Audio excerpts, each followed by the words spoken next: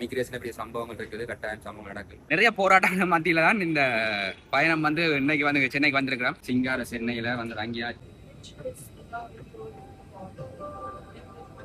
அவனை கேட்ட கேள்விகள், அவன் என்ன பிகை பண்ண விதங்கள் வந்து ஒரு மனசு சஞ்சலமா இருக்கு. சைட்டுக்கு இருக்கக்கூடிய இந்த பாத்ரூமை தான் பார்க்க போறான். ஆனால் என்ன இந்த இமிகிரேஷனில் கேள்வி கேட்டால் தான் பயம் டென்ஷன் ஆகிடும். வணக்கம், welcome back to my channel. நான் தான் மிஸ்டர் சுமித். நான் இப்போ எங்கே நிற்கிறேன் பார்த்தீங்கன்னா கொழும்பில் நிற்கிறேன். இன்றைக்கு வந்து இலங்கையிலேருந்து இன்னொரு நாட்டுக்கு வந்து ஒரு பயணம் மேற்கொள்ள போகிறேன். உண்மையிலேயே இது சுவாரஸ்யமான பயணம் இருக்க போது. எங்களுக்கு வந்து 9:10க்கு ஃப்ளைட். இப்போ வந்து பார்த்தீங்கன்னா 5 மணி ஆகுது. 6 மணிக்கு வந்து ஏர்போர்ட்டில் நிற்கணும். நான் இப்போ நிற்கக்கூடிய வந்து கொச்சிக்கடையிலேருந்து கட்டுநாயக்கா போய் அங்கே வந்து இன்னொரு நாட்டுக்கு வந்து பயணம் மேற்கொள்ள போகிறோம். உண்மையிலேயே நல்ல ஒரு சுவாரஸ்ய பயணமாக இருக்க போகுது. அதை விட அடுத்தடுத்த காணொலிகள் வந்து இன்னொரு நாட்டில் வந்து இருக்க போகுது. என்னோட சேனலில் யாராவது ஃபஸ்ட்டாக பார்க்குறீங்கன்னா சப்ஸ்கிரைப் பண்ணி போட்டு அந்த பெல் ஐக்கனை வந்து ஓலில் போட்டிங்கன்னா தான் தொடர்ந்து போகிற வீடியோ வரும். வாங்க வீடியோக்குள்ள போய் பார்க்கலாம்.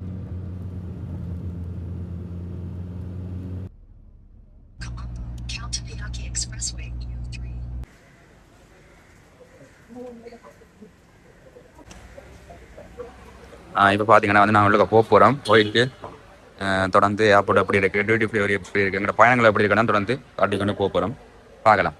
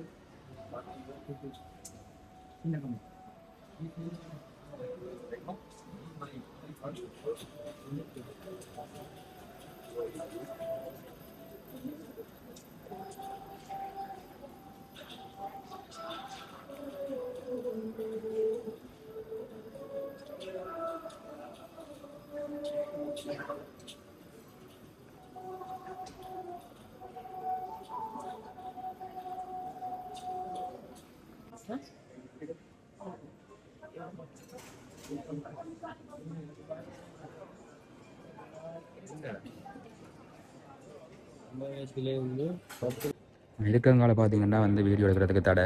நான் அதனால் என்னுடைய செக்கின் எல்லாம் முடிச்சு கொண்டு வந்து உங்களோட கண்டினியூ பண்ணுறேன் வீடியோவை.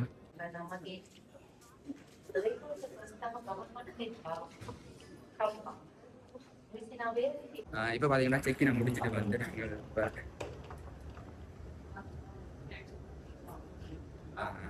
அடுத்தது இமிகிரேஷன் பெரிய சம்பவங்கள் இருக்குது, கட்டாயம் சம்பவம் நடக்குது. ஏன்னா அப்படியான விசாவும் அப்படியான நிலைமையில தான் போய் கொண்டிருக்கிறேன். டிக்கெட்டை வந்து லாங் டைம் போட்ட வழியாக கண்டிப்பாக சரி பண்ணி நினைக்கிறேன்.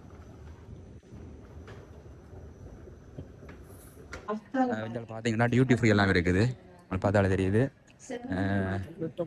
இப்படி வந்து புறப்படுகை டியூட்டி ஃப்ரீல சும்மா பார்த்து கொண்டு போவோம் அப்படின்னு இருக்கேன். பார்த்தீங்கன்னா ஒரு ஃபொஃபீம் ஒன்று வாங்கன்னு பார்த்து வந்து நாங்கள். ஆனால் ஃபொஃபீன் இந்த விலையில பார்த்தா தான் எல்லாமே $100, $90, 190. இப்போ பார்த்தீங்கன்னா நாங்கள் வந்து ஃப்ளைட் ஏறதுக்காண்டி வந்துட்டேன். ரெண்ட காலத்துக்கு ஏதோ இன்கேஸில் வந்து என்ன கேள்வி கேட்கல. ஒரு சில கேள்வி கேட்டவங்க வந்து என்னது போகிறேன், அப்போ நான் இப்படி டெலிவலாக போகிறேன்னு சொல்ல ஓகே என்ன விட்டுட்டாங்க. அப்போ என்ன வேலை செய்யுங்க கேட்டேன். அப்போ நான் வந்து என் பாஸ்போர்ட்டில் வந்து சீமெண்ட் நினைச்சிருக்கேன். அதாவது வந்து கப்பல் வேலை செய்கிறார்கள் வந்து சொல்கிறது சீமெண்ட். அப்போ நான் சீமெண்ட் சொல்ல ஓகே இட்ஸ் ஓகே இங்கே போய் வரலாம் அப்படின்னு சொல்லி விட்டுட்டாங்க. இனி வந்து இந்தியாவில் இமிகிரேஷனை வச்சு அப்படி ஒரு சம்பவம் இருக்குமா நான் நினைக்கிறேன். அதாவது வந்து சிலங்களை இதுலேயும் நடந்திருக்கு. இந்த சீமெண்ட் படியாக வந்து எனக்கு கொஞ்சம் போக சொல்லி விட்டுட்டாங்க. இது நல்ல காலத்துக்கு வந்து நானும் இந்த பாஸ்போர்ட்டில் வந்து படித்தபடியாக அந்த சீமெண்ட் நடித்தபடியாக தப்பிட நினைக்கிறேன். அதை விட பார்த்தீங்கன்னா நாங்கள் டியூட்டி ஃப்ரீயில் வந்து ஒரு சாக்லேட் ஒன்று வாங்கினாங்க. இந்த சாக்லேட் பேர் வந்து கிட்கேட் என்ன SCNCS சென்சஸ் இருக்குது. இது இப்போ விலை வந்து $7. இந்த $7 வந்து அதாவது வந்து பார்த்தீங்கன்னா நாங்கள் வந்து ஸ்ரீலங்கா ஏர்போர்ட்டில் இருக்கிறோம், ஸ்ரீலங்காக்குள்ளேயே இருக்கிறோம். ஆனால் ஸ்ரீலங்கன் மணி அலவுட் இல்லையா. ஸ்ரீலங்கன் மணி தவிர்த்தால் எந்த மணியும் வந்து இல்லை எந்த பொருளையும் கொடுக்க முடியும். ஸோ ஸ்ரீலங்கன் இடத்துல இருந்து ஸ்ரீலங்கன் இந்த காசுக்கும் வேல்யூ எல்லாம் இருக்குன்னா யோசிச்சு பாருங்க. அப்படி வந்து இந்த சாக்லேட்டின் விலை வந்து இந்த சாக்லேட்டின் விலை வந்து $7. $7 வந்து இந்தியன் காசுக்கு ஸ்ரீலங்கன் காசுக்கு 2500 கிட்ட போகும் அப்படின்னு நினைக்கிறேன். இந்த இது வந்து எப்படி இருக்குன்னு சாப்பிட்டு டேஸ்ட் பண்ண போகிறோம். அதை விட பார்த்தீங்கன்னா அதனால ஃப்ளைட் வந்து ரெடி ஆகி கொண்டு இருக்குது அங்கே போகிறதுக்கு. இன்னும் எங்களுக்கு வந்து 9:10 தான் வந்து ஃப்ளைட். இப்போ அதால் வந்து நான் இப்போ வெயிட் பண்ணி கொண்டிருக்கிறேன். இப்போ நேரம் வந்து 7:30. இன்னுமே வந்து 1.5 மணி நேரங்கள் வெயிட் பண்ண வேண்டிய எல்லாமே இருக்குது. ஓகே, நான் அந்த சொக்கட் வந்து எப்படி இருக்குன்னு அப்படி சொல்கிறேன்.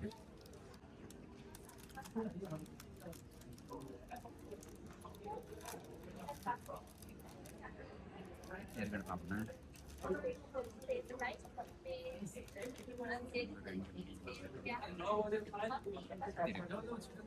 இதில் வந்து 10 பார் இருக்குது.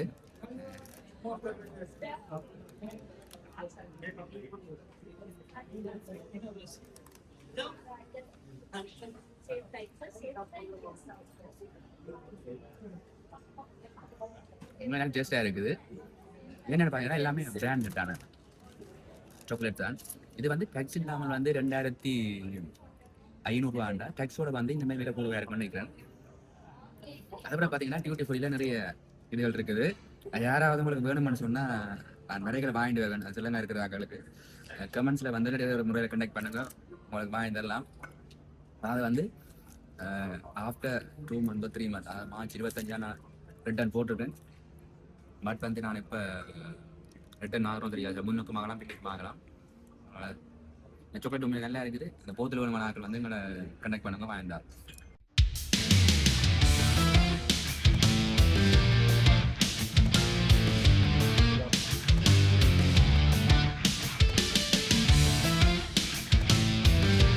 போகிற ஃப்ளைட் பார்த்தீங்கன்னா இண்டிகோ நிற்குது. அந்த ஃப்ளைட் தான் வந்து போக போகிறோம். ஃப்ளைட் வந்து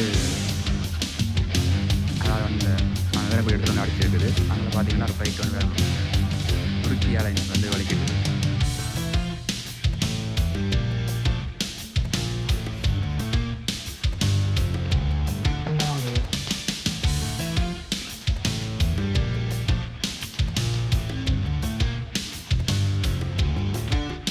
இந்த நேரம் வந்து 8:21 ஆகுது.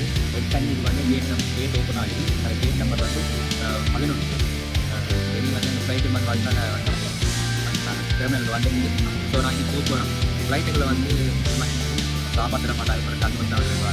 அதோட பார்த்தீங்கன்னா அது வந்து 30 நிமிடங்கள் வந்து ஃப்ளை பண்ணுது. இவ்வளோ போய் எப்படி இருக்காங்க.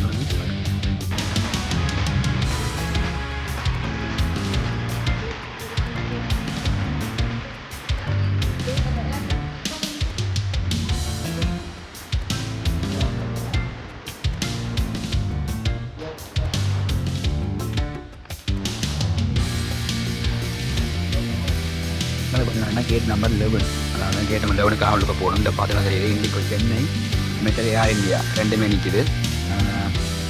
இதெல்லாம் போய் இருக்க போகிறோம். ஃப்ளைட் ஏறதுக்கான போயிட்டு வந்துருக்கேன். ஃப்ளைட்டில் நம்ம வந்து 11 நான் எதுக்கு மாதிரி 2 மணி நேரம் போயிருக்க பையன் எனக்கு வந்து இது தெரிஞ்சுக்கல. ஆனால் இன்னும் அந்த இன்டர்நெட் வெளியே கிடக்கும் பயம் டென்ஷன் ஆகிடும். ஏர்போர்ட்னாலே இந்த வெளியே கொடுத்து இருக்கலாம்.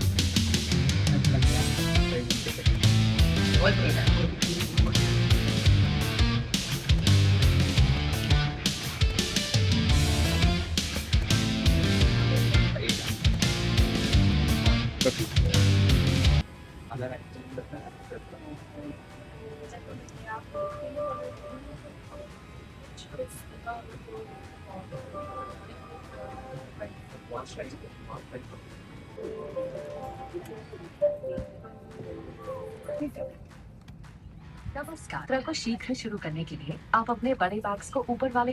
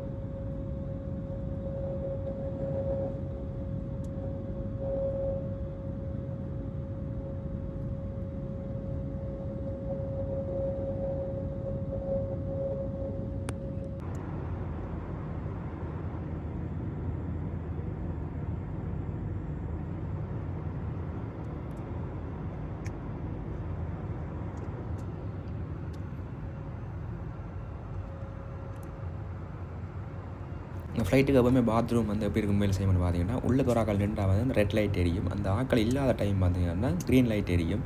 க்ரீன் லைட் எரிய டைம் தான் வந்து இன்னொரு ஆள் வந்து எழுப்பி போகணும். ஏன்னா அந்த க்ரீன் லைட் எரியும் அந்த பாத்ரூம் வந்து ஃப்ரீ ஆகிடும்.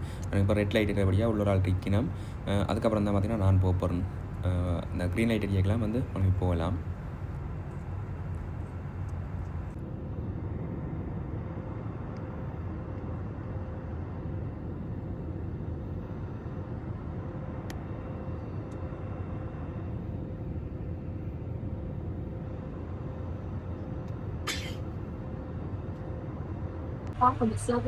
இப்போ பார்த்தீங்கன்னா இந்த இண்டிகோ ஃப்ளைட்டுக்கு இருக்கக்கூடிய இந்த பாத்ரூமை தான் பார்க்க போகிறேன். எல்லாமே குட்டி இருந்து பார்க்கவே தெல்லாம் இடிக்குது. இங்கே பார்த்தீங்கன்னா சின்ன ஒரு இது இருக்குது. அதை யூஸ் பண்ணிக்கொள்ளலாம். சொல்லுவது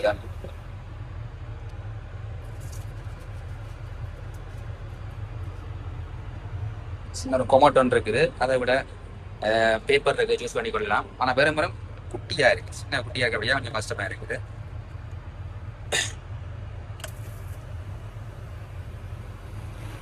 எங்க போடுறேன்னு தெரியல.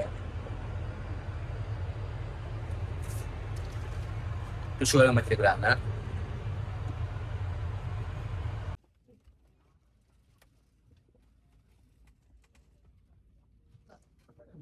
வந்து பாத்தீங்கன்னா ஒரு பாதுகாப்பா சிங்கார சென்னையில வந்து தங்கியாச்சு. ஆனா இன்னைக்கு நிலத்த தொடையில யாழ்ப்பாணமா இல்ல ஸ்ரீலங்காவா இல்ல இந்தியாவா எந்த வித்தியாசமே தெரியல. நீ போய் அங்கே பார்க்க பார்க்கத்தானே அந்த வித்தியாசங்கள் என்ன மாதிரி இருக்கு மட்டும் கலந்து பார்க்க போறோம்.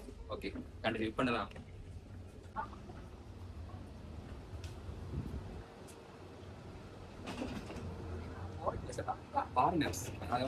வெளிநாட்டுக்காரர் இப்ப ஏனே இதான் பார்த்தீங்கன்னா சிங்கார சென்னைன்னு ஏர்போர்ட் எப்படி இருக்குன்னு பாருங்க. பிரம்மாண்டமாக இருக்குது. இங்கே வந்து டியூட்டி ஃப்ரீ இருக்குது. பெரிய ஒரு ஏர்போர்ட். என்ன ஸ்ரீலங்கன் ஏர்போர்ட்டில் ரிபிள் மடங்குன்னு சொல்லலாம். ஆனால் வரிச்சோடு போய் கிடக்கு பாருங்க. நான் இப்போ வந்து வெளியில் போகிறோம். வெளியேறும் இடம்.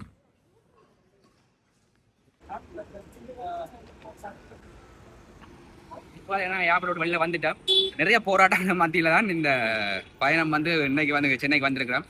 நிக்கேஸில் பிடிச்சி போட்டாங்க. அதை பற்றி நான் உங்களோட ரூமுக்கு போயிட்டு கண்டினியூ பண்ணுறேன். ஏன்னா வந்து அவனை கேட்ட கேள்விகள், அவன் என்ன பிஹேவ் பண்ணின விதங்கள் வந்து ஒரு மனசு சஞ்சலமாக இருக்குது. ஸோ நாங்கள் ரூமுக்கு போயிட்டு என்ன மாதிரி காட்டுறேன். இப்போ தான் வந்து பார்த்தீங்கன்னா ரூமுக்கு ஒரு மாதிரி வந்து சேர்ந்து நாங்கள் உண்மையிலேயே எந்த நாட்டுடைய ஏர்போர்ட்லையும் இமிக்ரேஷனில் வீடியோ எடுக்கிறதுக்கு தடை.